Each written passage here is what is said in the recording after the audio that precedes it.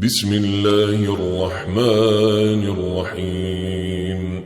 يا أيها الذين آمنوا لا تتخذوا عدوي وعدوكم أولياء تلقون إليهم بالمودة وقد كفروا بما جاءكم من الحق يخرجون الرسول وإياكم أن تؤمنوا بالله ربكم إن كنتم خرجتم جهادا في سبيلي وابتغاء مرضاتي تسرون إليهم بالمودة وأنا أعلم بما أخفيتم وما أعلنتم ومن يفعله منكم فقد ضل سواء السبيل.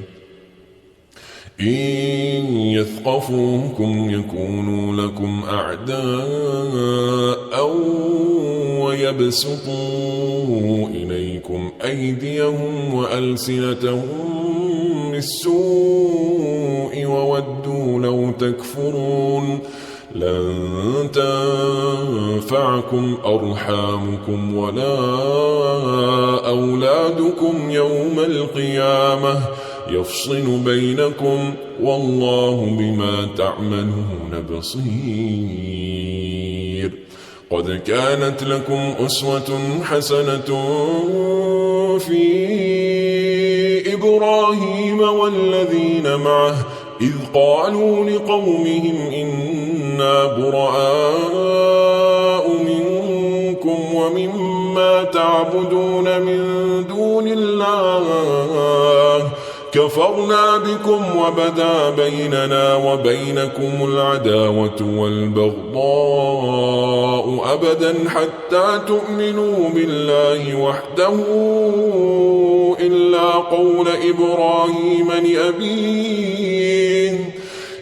قول إبراهيم لأبيه لأستغفرن لك وما أملك لك من الله من شيء ربنا عليك توكلنا وإليك أنبنا وإليك المصير.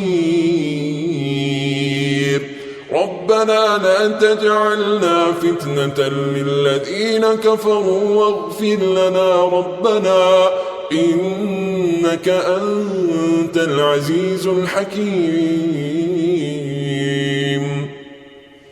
لقد كان لكم فيهم أسوة حسنة لمن كان يرجو الله واليوم الآخر ومن يتول فإن الله هو الغني الحميد.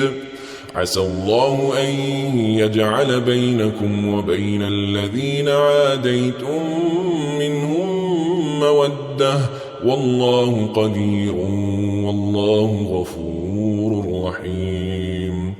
لا ينهاكم الله عن الذين لم يقاتلوكم في الدين ولم يخرجوكم من دياركم أن تبروهم وتقسطوا إليهم إن الله يحب المقسطين.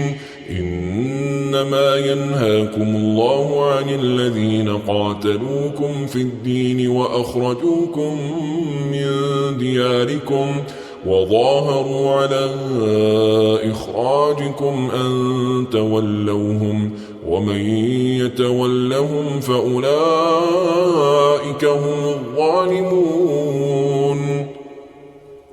يا أيها الذين آمنوا إذا جاءكم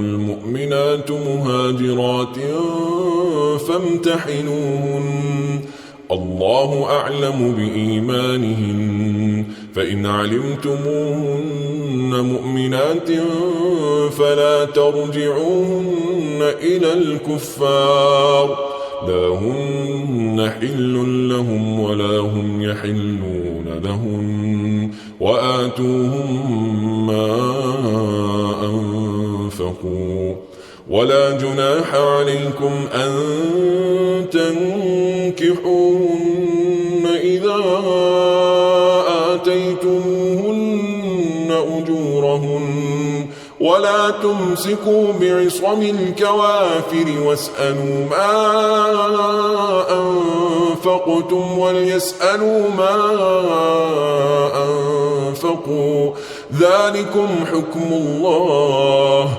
يحكم بينكم والله عليم حكيم.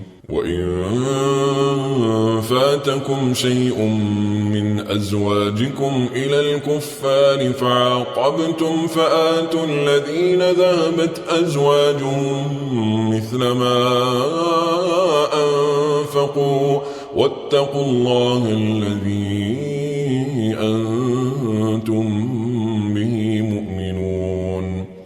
يا